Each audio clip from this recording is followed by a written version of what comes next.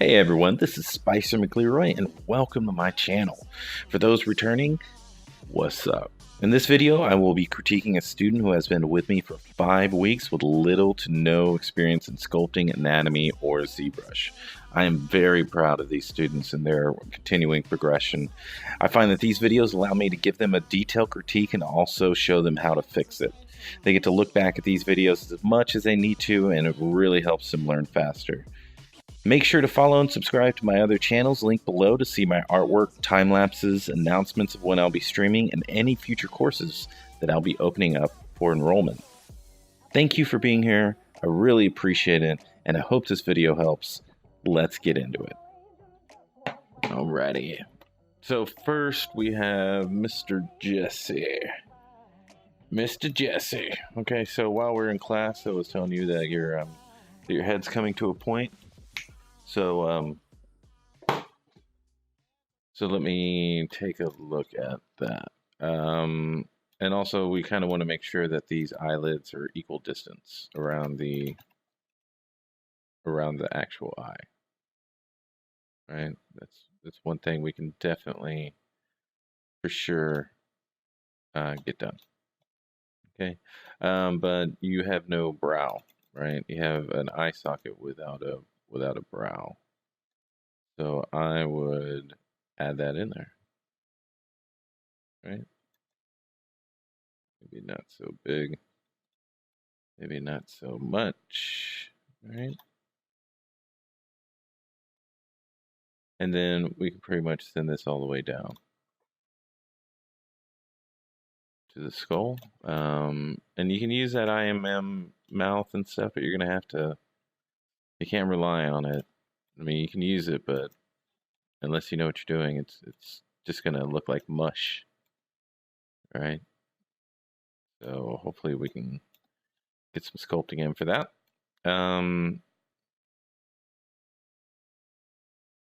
And get that going. Okay. So we have the glabella here. I'm just gonna sculpt over these eyes, just like so. Right. And I'm just gonna get you to the start so we don't overload you with a bunch of information, okay? But we need to probably bring down this orbital socket a bit, a little bit too much. And then bring this back. Okay. And then we still have the problem of the face coming to a point.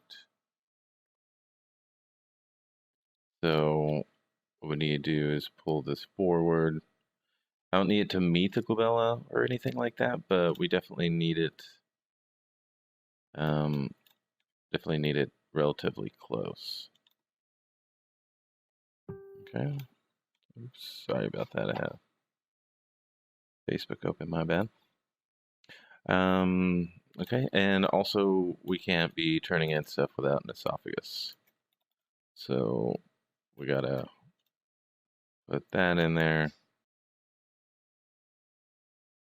And let's see. Put that, lead the chin a bit more for, you know, like this heroic individual.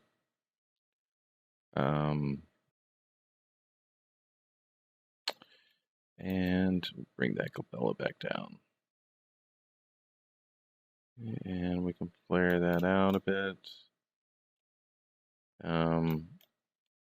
And kind of bring that back in. Just give it a little hint of it coming back. And then the neck muscle is right behind the ear, coming down like that. It'll help if you make the neck as long as it needs to be, instead of just having like it cut off randomly within the neck. You have it all the way there. And then you can dig in this pit of the neck. And then we can fill this in, soften it up. And get that brow in there. And then we can lower this margin. Maybe do a mix of raising and lowering. And just make sure you always got your infraorbital furrow here. It's on everyone. Make sure you got it. Okay.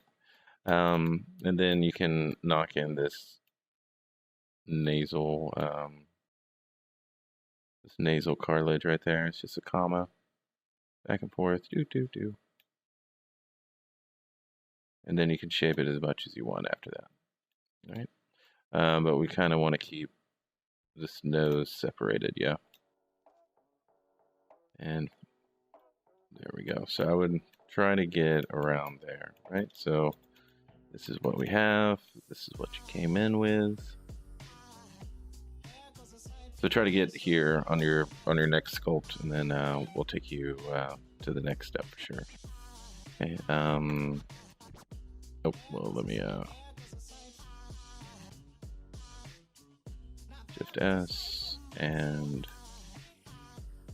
Shift S. Okay. So there's plenty to fix on this. Plenty to fix on it, but we definitely want to get you here, and then we can get you to the next step. The only thing I would do differently is just widen the neck bit, but other than that, yeah, let's just get you here and we'll get you to the next step. Okay, so next is